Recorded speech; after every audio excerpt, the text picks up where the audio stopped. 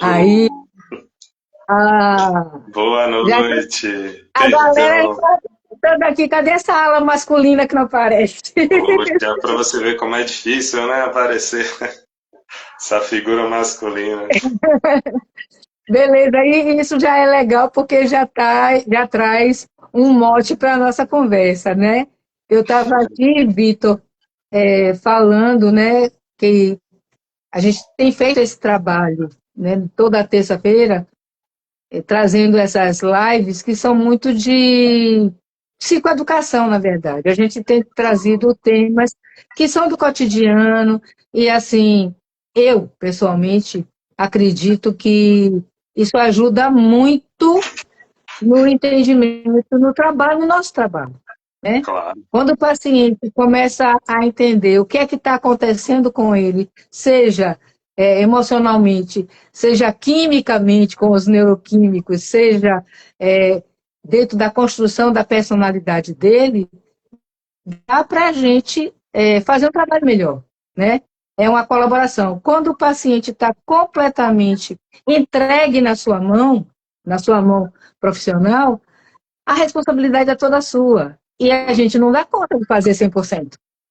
Eu posso Sim. fazer o meu 50%, ele tem que fazer o dele, né? Uhum, uhum. E, assim, eu estava começando exatamente isso, né? Falando a respeito de estar aqui, conversando com as pessoas. E esse mês de agosto é um mês que ficou rotulado mês dos pais, né? Por causa do Dia dos Pais, né? Sim. E, mas nós todos, nós, seres humanos, temos os dois princípios, o princípio masculino e o princípio feminino. Ah, Eu muitas vezes me vi nesse papel de, do princípio masculino, no meu local de trabalho, na minha casa, onde fosse. Né? E você deve ter se percebido também no princípio feminino em alguns locais. Né? A gente, de sim. uma certa forma, a gente tenta segmentar, não é assim, não é. A linha da saúde mental é muito tênue, a gente fica meio lá, meio cá, né? Mas a gente entende que o princípio feminino é o de acolher, é o de dar Uhum, colo, é o de sim. agasalhar, né? É o maternar. Uhum. E a E o gente desempenha princípio, papéis, né? Então, às vezes, sim, algumas determinadas situações exigem um papel mais acolhedor, um papel mais sensível. isso, isso. E o papel masculino seria o papel do enfrentamento, né? Da segurança, de se posicionar, né? E da firmeza, de dizer assim, ó, eu estou aqui com você e vamos para a luta, né? Uhum, uhum. É, e aí a gente tem essa situação que eu gostaria muito de lhe ouvir, especialmente porque você representa o lado masculino, né? Mas tem um toque do lado feminino também, porque quem trabalha com saúde mental é acolhedor, né? Tem que ser, tem que ouvir, tem que dar colo, né? Horas tem que puxar a orelha também, né? Nosso papel é muito esse. Sim, É, sim. assim, a gente fala da, da ausência paterna, o que é que o pai, sendo o pai presente, ativo, participante, ou sendo um pai ausente, pode causar no, no ser integral, né? Como é que é isso para você? Né? Bom, como você falou para você, né? Eu Primeiro vou. que tudo, se apresente. Sim, perdão, perdão. Boa noite, pessoal. Eu me chamo Vitor. Eu sou psicólogo, sou pai de duas meninas também, marido da Thaís, pai da Mel e da Liz, a mais velha de 8 anos, a mais nova de 4 anos. Tenho um contato, já tive um contato também um pouco com a educação construtivista, né? Nos meus estágios da época de psicologia, engajei um pouco por essa área e foi uma experiência bacana que eu carrego também na criação das minhas filhas, né? E trabalho também com um adolescente autista, né? Que eu acompanho ele durante as demandas de escola. e faço os meus atendimentos também. Sou psicólogo clínico na linha humanista, né? Abordagem centrada na pessoa. E essa é a minha. Esse acompanhamento assim rotineiro de um paciente autista é bastante enriquecedor, né? A gente vai conversar sobre isso. Sim. Bom, Vamos na lá. minha experiência, né? Eu cresci, eu fui criado por uma mãe solteira, né? Então, eu não. Quando eu nasci, o meu pai não estava mais em casa. Eles foram separados, né? Já na minha gestação. E por não crescer com meu pai, eu achava que não me influenciava em nada, né? Diferente de algumas pessoas que conviveram com o pai e teve o processo de separação, a gente sabe que é muito mais difícil, muito mais doloroso. E na minha concepção da época, né, de adolescência até juventude, eu achava que não tinha nenhuma implicação na minha vida, não fazia diferença, tal. Em algumas oportunidades, em alguns momentos eu tinha a oportunidade de vê-lo, mas ele não era alguém presente na minha vida, né? Não era uma referência masculina para mim. Então eu acabei tendo outras referências, né? Tios, primos mais velhos, eram essas as minhas referências masculinas. E até então eu achava que isso era tranquilo, estava muito bem resolvido. Mas depois, em contato com a psicologia, eu tive a oportunidade de ir observando algumas movimentações que eu fiz no decorrer da minha história e como essas movimentações foram na busca de uma figura paterna. Então, principalmente lugares onde tinham pessoas de liderança, é como se eu tivesse uma carência interna de afirmação, de aceitação. Então, professor da escola, então eu queria me destacar para receber um elogio, ser visto. E até a minha adolescência e juventude eu não percebia isso. Então, já estava impactando o meu crescimento, o meu desenvolvimento, só que eu não tinha ciência, né? Então, eram movimentos inconscientes que eu não me dava conta. Então, depois da vida adulta, do conhecimento teórico, eu fui fazendo pequenas observações e vendo que minha vida toda foi marcada pela ausência dessa figura paterna. Então, teve marcas. Legal você pontuar isso, porque assim é comum, né, a gente só perceber que essas pequenas nuances, essas pequenas hiatos, né, essas pequenas falhas na vida da gente, depois quando a gente entra num processo terapêutico, né? Porque quando você vai estudando, você automaticamente tá se autoterapeutizando, né? Então, muitas vezes é em função disso, né? Isso aconteceu comigo, né? Eu também entendi que meu pai sempre foi presente dentro de casa. Meu pai era um homem caseiro, não era um homem, era um homem de fazer farra. Ele gostava de cair na esbórnia no fim de semana, mas era dentro de casa, né? Com a família, os cunhados, os primos, tudo dentro de casa. E Legal. é, mas não era um homem, e não, era um pai provedor, sempre foi. Mas não era um pai presente de lhe ouvir, de dar colo, de se fazer, de dar esse afeto, esse acolhimento, que também precisa, a gente precisa do colo do pai também, né? Sim, Então, sim. meu pai nunca foi de dar colo, né? Então, eu só vim me dar conta disso já adulta. Então, para mim, a vida inteira, meu pai era um pai maravilhoso, entendeu? E senti Aham. falta desse acolhimento. Mas continue. E é interessante você falar que traz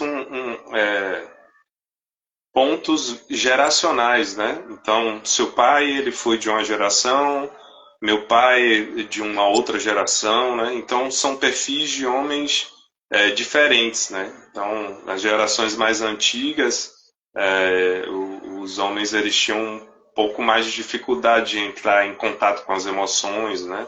Então, em Sim. validar as emoções, em falar, né? Em expressar suas emoções. Então, é muito característico, né? Desses grupos geracionais. E é interessante que esse olhar geracional, né? Eu percebo que influenciou também um pouco a minha visão de mundo, assim, como homem, né? Não sei se eu estou fugindo um pouco do tema em si, Não, mas na minha adolescência, eu cresci, a gente cresce observando as figuras masculinas, né? E uma ou outra a gente vai tendo como referência, e alguns comportamentos são muito comuns, né? Principalmente essa questão de se fechar, de falar de coisas mais triviais. Então, assim, eu via um grupo de homens reunidos e não se falava sobre o que eu penso, o que aconteceu comigo, como eu estou me sentindo. Se falava sobre política, futebol, é, outras coisas, coisas impessoais, né? E o pessoal ficava ali. Às vezes a pessoa estava ali passando por um grande problema e mais estava ali se distraindo, tal. Então esse olhar geracional, né? Aos poucos ele vai sendo disseminado, né? Naquele grupo que cresce ali diante daquele contexto. E é bem interessante que, crescendo nesse ambiente, eu achava que eu não era muito afetivo. Eu achava que o meu perfil era mais racional e que eu não era muito do toque, não era muito afetuoso. E é bem interessante que, vivendo alguns processos, né, dentro da psicologia, fazendo terapia de grupo, eu me descobri uma pessoa super afetuosa, né, super do tato, do toque, né. Então, não era algo que não era meu, já estava lá, mas pelas referências que eu tinha em volta, esse não era um comportamento típico, né, da maioria. Então, é é como algo se que a fosse gente não vai dando uma, voz. tinha uma sementinha lá, estava latente, esperando que fosse regada para poder brotar, né? Por aí. Sim, sim, sim. E como também, às vezes, tinha um olhar estereotipado, né? Por exemplo, o homem que é mais sensível, ele é um homem afeminado. Então, na minha época de adolescência, início da juventude, existia muito esse preconceito, né? Ó, aquela pessoa ali, tal, não sei o quê. Então, as pessoas faziam chacota da pessoa que, sei lá, chorava diante de uma situação, né? Via ele como alguém mais próximo do instinto feminino, né? E era motivo de chacota por isso, né? Não era valorizado, né? Pô, o cara tá em contato com as emoções dele, o cara tá conseguindo se conectar e colocar para Isso fora. foi uma coisa, Vitor, entremeando, a gente vai costurando essa conversa aqui, que me trouxe, assim, a um determinado momento, eu ficava com pena dos homens. Eu dizia assim, coitados, eles não podem chorar, eles têm que ser durões, né? E nessa coisa do machismo ostensivo, né? Eles não podem nem negar fogo. Eu dizia assim, se a mulher se abrir para ele e ele não pegar, coitado, ele já é gay. E aí, toma de malhação, entendeu? Então, eu dizia, eles não podem ser eles têm que ser esse estereótipo que está traçado, que é ser homem desse jeito, né? Sim. Por Então, isso que para muitos entra o recurso do álcool, né? Muitas vezes, né? Que sim, no sim, uso do sim. álcool eu consigo liberar minhas emoções e aí muitos acabam tendo isso como um vício, né? É o Aí momento onde eu consigo me a gente permitir. consegue entender o quanto essa sociedade é adoecedora, né? Não, demais, Nesse demais. sentido de cobrar de vocês, de você, e de todos nós, né? Uhum. O comportamento até, como é que você conduz as suas emoções, entendeu? Isso é Isso. muito, muito complicado. Mas vamos continuar. É interessante você falando nisso, às vezes a gente vê uma entrevista na televisão, alguma coisa assim, a pessoa falando, ela se emociona, né? E eu, pô, acho tão bacana a pessoa se emocionando ali numa fala, ela tá falando com o coração. E geralmente as pessoas pedem desculpa, ou desculpa. Aí eu fico, pô, por que a pessoa está pedindo desculpa? Porque está chorando, porque está expressando suas emoções. Então são coisas que a sociedade às vezes carrega assim e repercute e reproduz umas falas que são meio agressivas, né, com relação às emoções. Sim, mas voltando. Então, eu cresci nesse ambiente cheio de estereótipos, né, masculinos, do que o homem deveria ser. Então, ficava a imagem que passava para mim era do homem chefão, né, aquele sério, autoritário, então, de poucas palavras, que, sei lá, provê bem a sua casa, que sai, trabalha fora o dia todo, tal, e volta, chega em casa. E é bem interessante que com a dinâmica da sociedade, né, as mulheres entrando no mercado de trabalho, as oportunidades às vezes vão mudando, né? Então, nessa época aí era muito comum um homem trabalhar e a mulher cuidar da casa. Então, o homem tinha o capital ali que provia a casa e eles se organizavam dessa forma. A mulher cuidava da casa, arrumação, alimentação, tudo, e o homem o financeiro. Mas hoje o contexto é um pouco diferente, né? Então, às vezes você vê mulheres fazendo essa dupla função, né? Trabalhando em casa, trabalhando fora e provendo também financeiramente. Então, a mulher ela consegue lidar bem com isso, né? Ela lidava muito bem com as questões de casa, no geral, assim, né? E foi pro trabalho. Eu sei que é super cansativo isso para a mulher e super injusto. E aí agora o homem tem a oportunidade de assumir também um pouco mais essa participação dentro de casa, né? Dentro das tarefas, ou de limpeza, ou de fazer comida, coisas do tipo. E a gente vê uma dificuldade muito grande hoje. Então, na minha época, poucos homens que eu conhecia sabiam cozinhar. Então, não tinha essa referência, assim, né? Meu pai é até interessante que ele cozinha. Queria aprender algumas coisas com ele, mas não tive oportunidade. Eu achei super bacana. E então, ficava essas referências, assim, desse homem meio limitado, né? Meio enviesado. E aí, na minha construção, né? Eu tive o privilégio de ter pessoas que me ajudaram e me sinalizaram, né? Ó, isso aqui você pode melhorar, ó, isso aqui minha esposa me ajudou muito, né? Me sinalizando muitas coisas que até então eu não via por seguir esses estereótipos, né? Meio que de forma inconsciente. Então, precisa de um contraponto para ir ajudando a pessoa a ir se percebendo, né? E abrindo mão desse lugar, né? Que não é um lugar saudável. Os meus filhos, né? Eu não tive irmãos homens, né?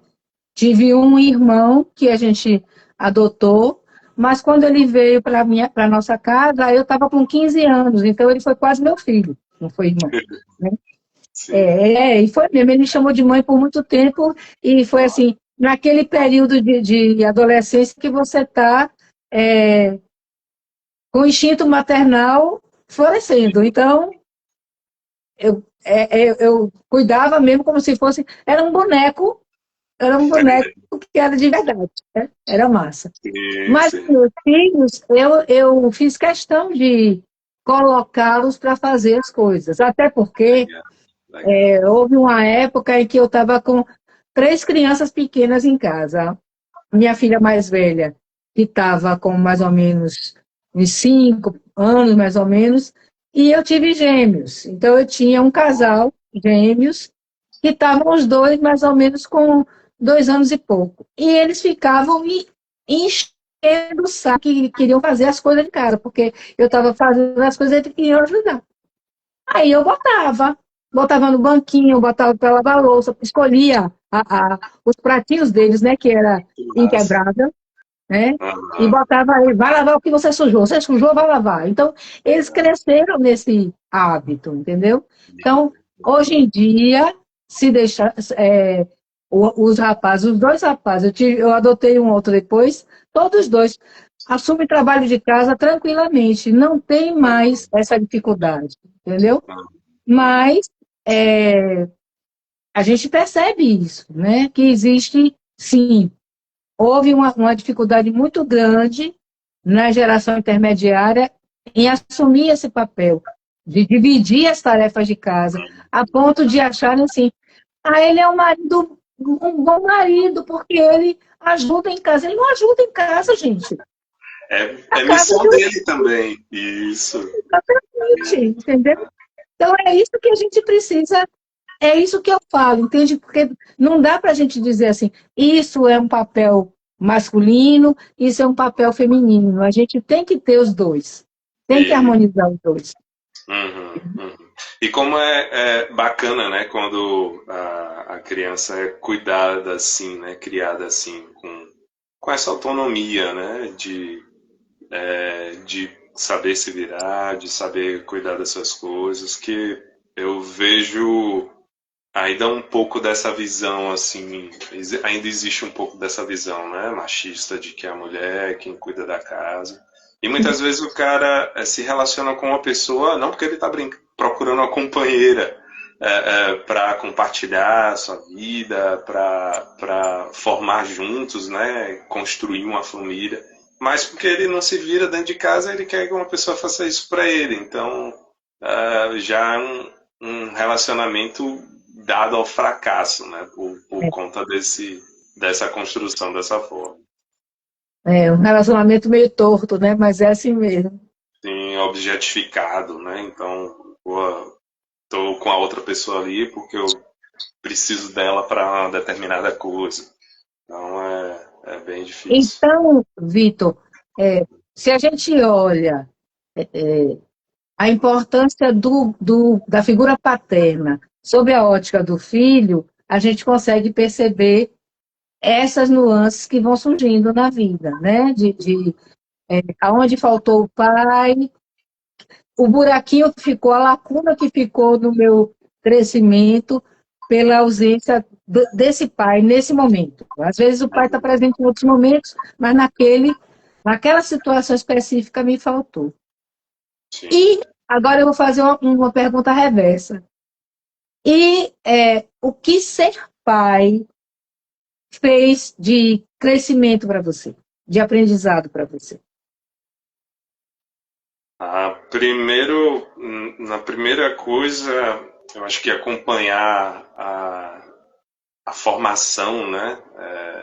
A gestação, os primeiros meses me ajudou a ir refletindo muito, né, sobre a minha história, né? Pô, o que é que aconteceu? Pô, eu tô aqui com minha filha e quando eu tinha essa idade, o que é que aconteceu, né? Como foi essa essa construção? Será que eu tive esse mesmo afeto que eu tô? Então me perguntava muito, né? Eu via a dedicação da minha esposa ali com a nossa filhinha e eu ia fazendo essas indagações, né? E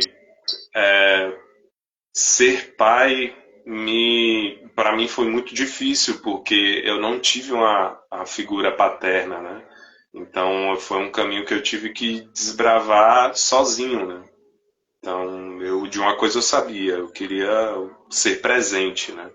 Então, até na gestação, no parto, minha esposa até brinca, né? Que eu fiz o trabalho de parto junto com ela, porque eu estava ali segurando, fazendo massagem, e a primeira filha foi horas e horas, né? A gente foi para o hospital na tarde de um dia e ela começou a entrar em trabalho de parto e só foi nascer horas depois, né? Essa foi a segunda filha. Foi nascer na manhã do dia seguinte. Então, a madrugada toda em trabalho de parto e massagem, e vai, sobe e desce. Então, eu queria estar presente, né? Fazer parte, dar o suporte. Então, nessa hora aí eu não fiquei olhando para esses estereótipos do que é que a figura masculina precisa fazer, né? Participei, fui, me joguei e fui muito feliz, né? Nessa construção. E eu, como psicólogo hoje, eu vejo como a figura paterna pode trazer marcas, né, na vida da criança. Então, eu fico cuidando para fazer movimentos assertivos, né? Porque eu não acerto toda hora, erro. E quando eu erro também, eu preciso chegar para minhas filhas e falar: ó, perdão, papai errou, não era para eu ter agido assim com você, peço desculpas, né? Então isso não me invalida como um pai, isso não me desmerece, né, como um pai. O que é ruim é quando às vezes a pessoa fica presa num lugar de que eu sou o chefe, o que eu falo é o que está certo, é o que tem que ser. E aí você tira a voz da criança, a criança não é ouvida, então se ela não consegue ser ouvida em casa, que é um ambiente seguro dela, quando ela vai para a vida, para o trabalho, para a faculdade, para a escola, ela não vai conseguir colocar a voz dela para fora, né? Então ela precisa Exatamente. desse lugar de acolhimento, de aceitação, de ajudar ela a entender ela mesma, né? Pô, minha filha, você tá assim porque você tá chateado, né? Pode falar mesmo, o que é que aconteceu, como é que você tá se sentindo? E aí eu vou ajudando ela a se expressar, né? A se colocar diante do mundo, né? Então eu vejo que tem muita gente hoje que não teve esse espaço dentro de casa, né? Então a figura paterna era uma autoridade inquestionável. Então a pessoa se torna adulto e vai para os desafios da vida diante de pessoas que assumem papel de liderança, né, ou figura de autoridade. Ela infelizmente não vai conseguir colocar a voz para fora, vai se calar, vai, sei lá, sofrer injustiças por não ter tido essa facilitação, né, dentro de casa, com a figura Isso que paterna. você traz, de verdade, por exemplo, para mim, é, é um exercício, é um aprendizado, porque a minha geração foi uma geração onde criança falava pouco. Uhum. Na verdade, criança não falava com adulto, né? Então, era assim, a gente sentava na mesa para almoçar e a conversa e a história era, não se conversa na mesa, come e acabou. Entendeu? Só tinha criança na mesa, não tinha nenhum Ó, adulto. Né? Em geral, eram as crianças que sentavam para comer primeiro, para depois os adultos comerem em paz. uhum. Então, a gente comia primeiro. E nem a gente com a gente poderia conversar. Olha. E quando o adulto falava, a gente não podia questionar. Muitas vezes eu ouvi de pergunta assim: minha mãe, meu pai, posso fazer isso? Não.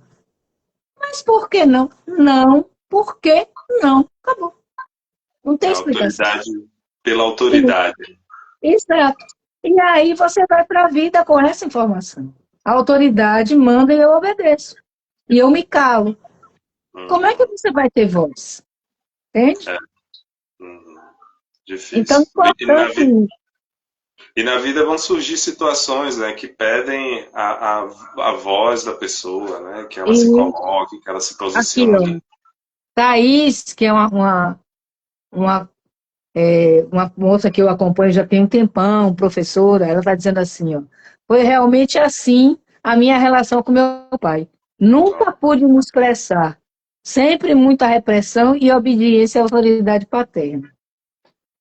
uhum. Agora, aí é que está, né, Vitor? Hoje, com o olhar de adulto, o olhar de profissional, a gente eu digo, volto a dizer, eu sinto pena dessas pessoas, porque ele também não teve a oportunidade de ser pai, Sim. sabe? Ele foi autoridade, era o que ele sabia ser, né? Uhum. É o tipo porque eu entendo assim, relação é de dois. Não é um só que perde, quem perde é a relação. E o Isso. bonito que você fala quando você escuta a sua filha, você conversa com ela, é a construção desse processo de vocês dois.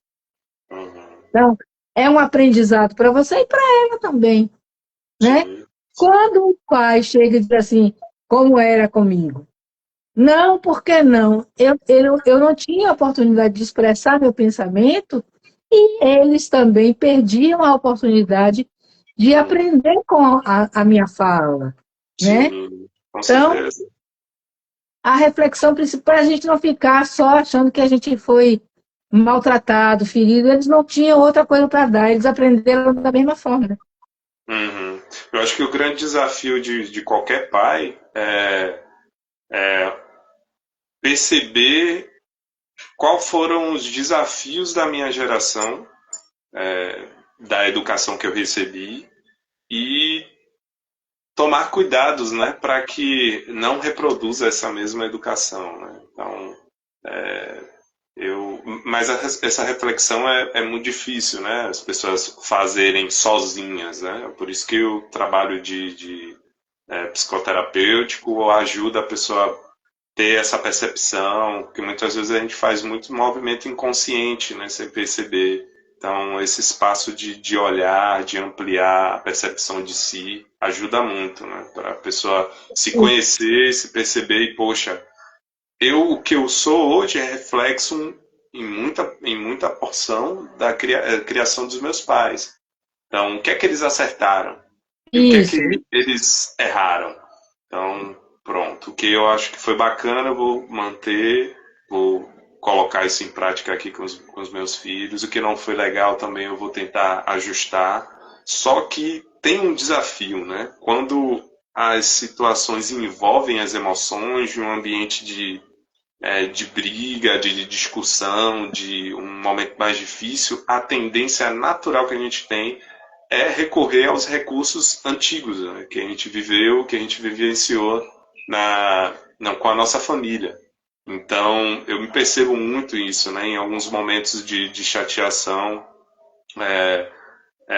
o comportamento das meninas às vezes evoca um lado autoritário, assim, né, como se quisesse entrar em ação, mas opa, peraí, eu tenho que dar uma maneirada, não é por aqui. E aí tento buscar outros caminhos para poder ajudar elas sem ser repressivo, né? Ajudar elas ouvindo, dando voz a elas, dando espaço para elas também, né? Então esse é um grande desafio. Exatamente, quer dizer, é aquela coisa da gente saber regular o nosso emocional para agir com temperança, né? Na verdade, sabendo dosar o tempero, porque existe uma condição que é do próprio ser humano mesmo, que é eu vou negar tudo que veio anterior e fazer tudo diferente. E, na Uhum. verdade, não é isso. É como você falou. Na verdade, eu vou selecionar, eu tenho que ser seletiva. Esses, Isso. esses caras me ensinaram coisa boa. Eu aprendi muita coisa boa, né? Sim, sim. Eu não posso negar, senão eu vou negar toda a minha ancestralidade, não dá, né? Eu tenho que reverenciar muita coisa que veio deles, eu aprendi, entendeu? Agora, o que eles tinham de limitação e que eu consigo perceber essa limitação, aí eu vou fazer diferente. Aí eu vou tentar usar o meu conhecimento para modelar isso de uma outra forma, né? É quando você Legal. traz essa coisa de orientar as meninas, ouvindo, ponderando com elas. Antigamente não tinha muita essa ponderação, não, né? Começou a retrucar demais, resolvia as coisas de uma outra forma. Era castigo, era palmada, era chinelo, eram essas coisas aí que aconteciam, né? Então, a gente mudou um pouco esse entendimento, né? Embora a gente ainda precise, e isso que eu queria falar que você trouxesse, a questão do limite, Sim, sim. Eu só né? queria só pontuar algo interessante antes sobre Conclui tudo que tu essa quiser, fique questão à vontade. essa questão por exemplo, meus pais me educaram de uma forma e eu não achei tanto bacana. E às vezes eu tomo isso como uma direção para mim. Pronto, do Sim. jeito que meus pais fizeram, eu não vou fazer, eu vou fazer diferente. E aí a pessoa não entra naquele excesso que os pais cometeram, mas por querer fazer diferente, né, acaba entrando em outro excesso. Então, eu já vi pais que falaram que, meu filho, eu, na minha infância, eu não tive muita coisa. Meus pais não me davam muitas coisas, não me davam presente de aniversário, tal, tal, tal. Às vezes era questão financeira, mas também não tinha muita olhar para isso. E aí, quando tem um filho, a pessoa enche o filho de coisas e a criança acaba vendo aquilo como não dá muito valor, né? Então a criança acha que quebrou, vou jogar fora, quero outro. Então a criança perde o valor pelos pais olharem dessa forma, né? Meus pais fizeram assim comigo e eu vou ter que fazer ao contrário. E acaba entrando em outros excessos também que não são legais, né? Mas o bacana é a pessoa conseguir fazer esse olhar mais profundo, né? E perceber, poxa, eles não conseguiram chegar num lugar bacana porque era a limitação da época deles, foram os recursos que eles tinham na época, né? Então, eu olhar um pouco com esse olhar mais humano me ajuda a tirar essa carga negativa e ver isso como foi a pior pessoa da minha vida e agora eu tenho que fazer totalmente diferente porque eles foram pessoas. E aí a pessoa está com a carga bem negativa, né? E tudo que vem dessa carga negativa é mais difícil de dar certo. Isso, isso. E aí entra aquela coisa do limite, né? Porque, na verdade, premiar como uma conquista, você conquistou alguma coisa, você mereceu aquilo, beleza. É a data do aniversário, né? E outras coisas. Mas a troco de nada, às vezes por birra, para não ter choro, para não ter. Aí eu dou, entendeu? Eu estou reforçando esse comportamento, né? Sim. Meu pai sempre dizia uma coisa e eu concordo com ele. Ele fazia assim: dê um presente ao filho porque ele passou de ano. Não, passar de ano é o trabalho dele. Eu vou para a rua trabalhar, ele vai para a escola estudar. Então, Sim. passar de ano é a meta dele, ele não precisa ser premiado por isso. Ele vai receber o presente de Natal, como todo mundo, diferente, entendeu? Sim. E eu, Sim. eu meio que concordo com ele nesse sentido, entendeu? Eu não vou barganhar meu estudo. Uhum, Meu uhum. estudo é minha meta. Eu quero estudar porque eu tenho um objetivo na vida. Não é Isso. ganhar a bicicleta, entendeu? E como esse olhar vai formando um adulto, né? Então, E, ah, só vou estudar para passar no vestibular, ou se alguém for me dar alguma coisa, ele está fazendo a construção do caminho dele, então ele precisa se esforçar. E muitas coisas na vida não vão ter ganhos imediatos, né? Então é interessante também a gente ir fazendo esse exercício com nossos filhos, né? É bacana fazer um reconhecimento depois de uma ação legal, é bacana.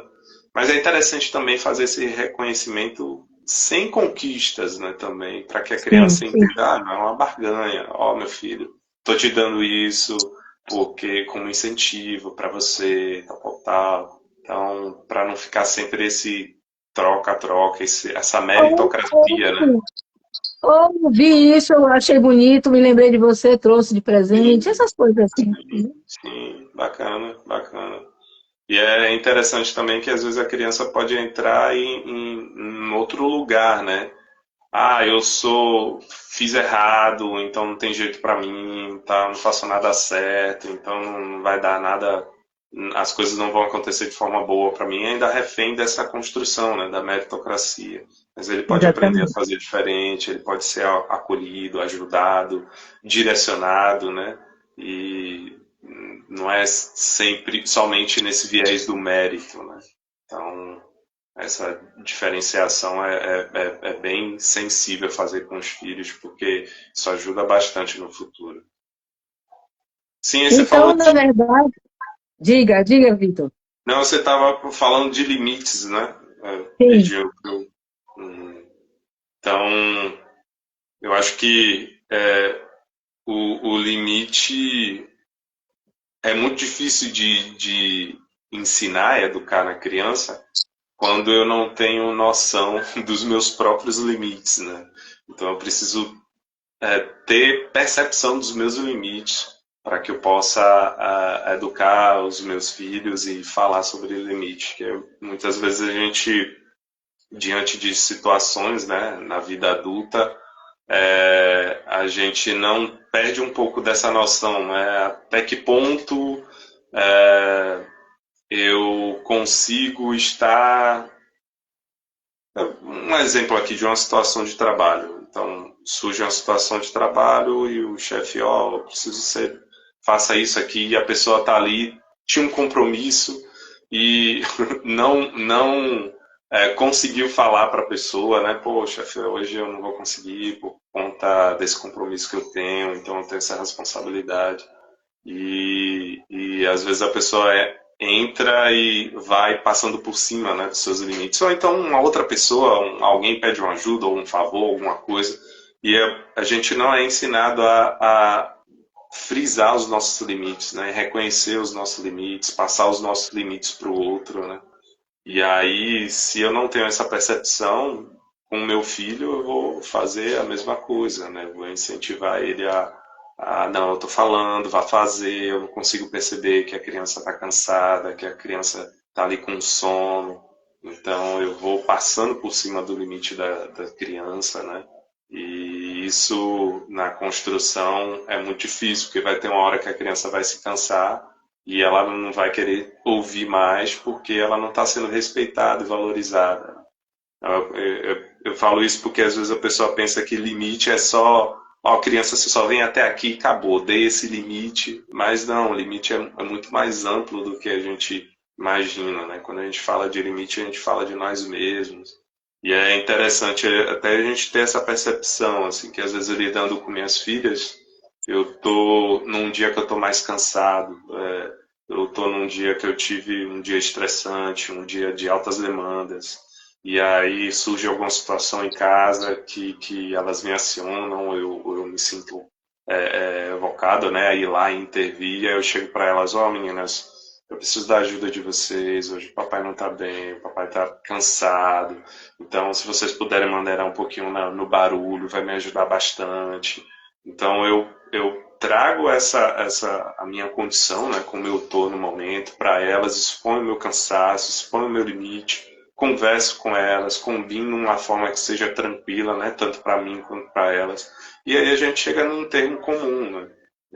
Eu acho que esse é o caminho assim bacana para poder dialogar qualquer coisa com criança, né? legal Pedir isso que você um falou. comportamento.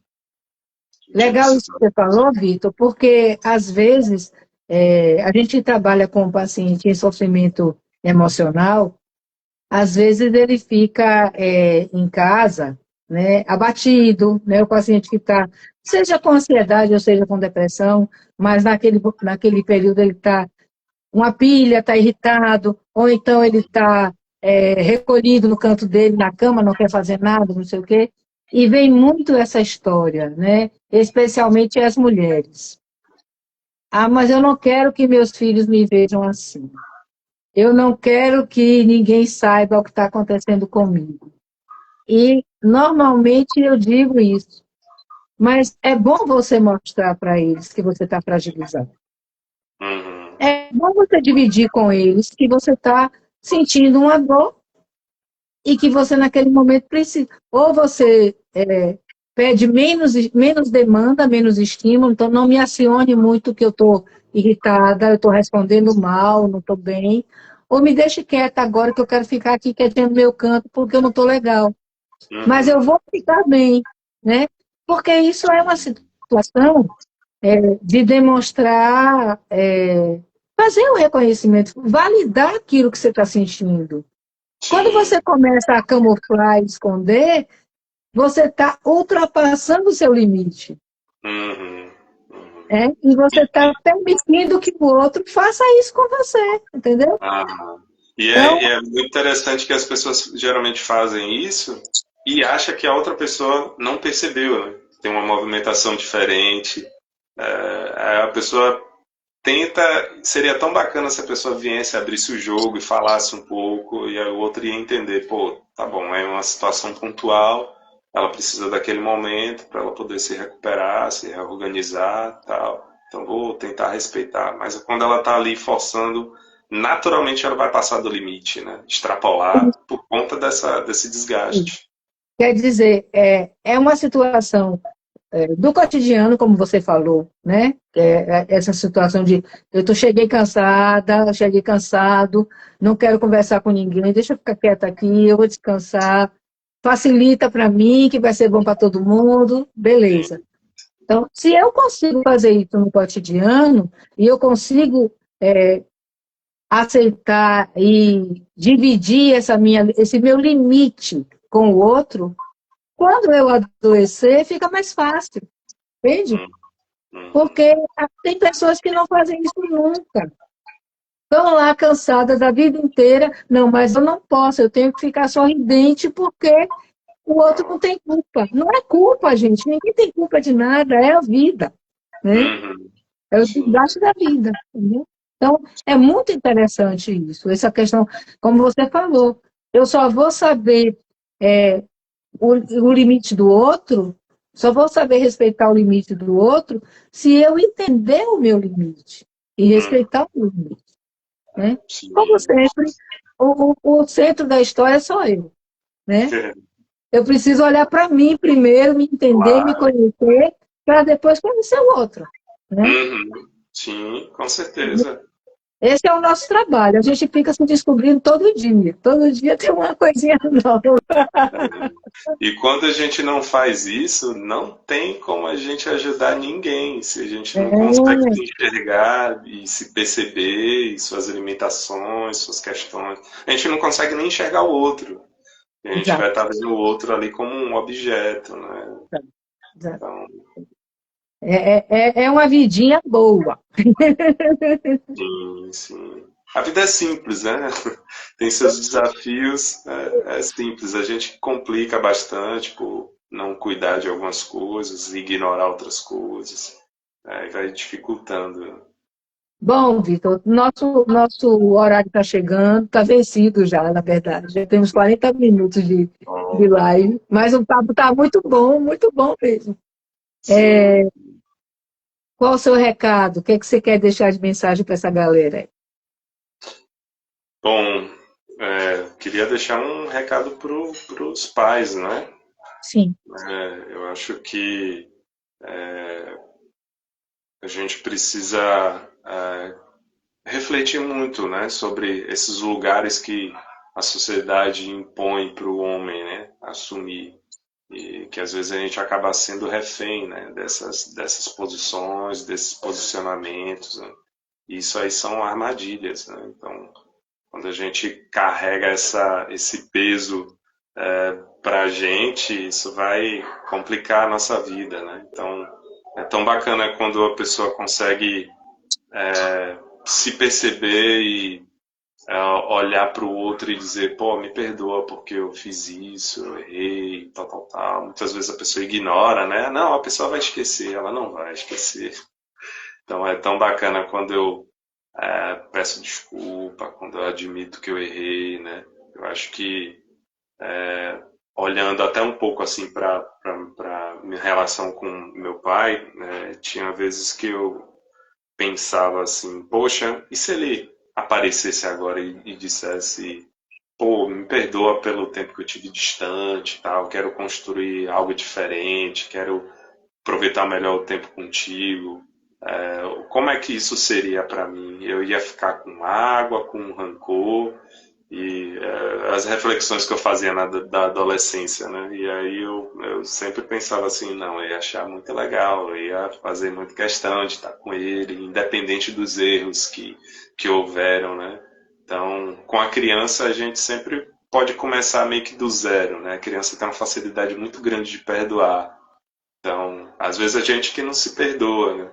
Então é interessante a gente se perceber, se reconhecer, se perdoar e chegar para o filho, né, para a criança, para a esposa e dizer, ó, eu errei, mas eu quero melhorar, me ajuda aí, me dá uns conselhos aí, buscar pessoas também que tá perto de pessoas que possam ajudar nesse sentido também, né? Que às vezes o homem busca amizades que não ajudam muito, né? Não são boas referências, então fica bem difícil.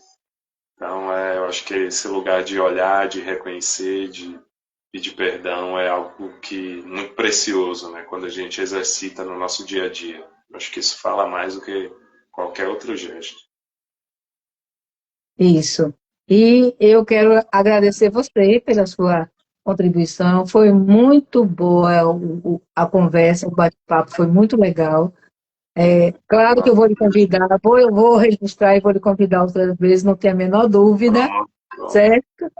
E tranquilo. agradecer todo mundo que está aqui presente com a gente, que assistiu a live, né? Na próxima terça-feira a gente continua com esse trabalho, aí a gente vai retomar a série que a gente começou antes, que é sobre o cérebro em psicose, né? A gente vai estar conversando sobre isso, que é uma coisa Legal. legal também, para a gente ajudar, na verdade, muito mais os cuidadores, para poder perceber o que é que está acontecendo com aquela pessoa que a gente gosta, que a gente cuida, que é nosso ente querido, para poder ajudar. Né? Eu ainda acredito muito que conhecimento ajuda para caramba, entendeu? Então, a gente vai seguir nessa linha, tá? Então, obrigado, Vitor, obrigado a É um todo mundo. prazer. Até terça que vem.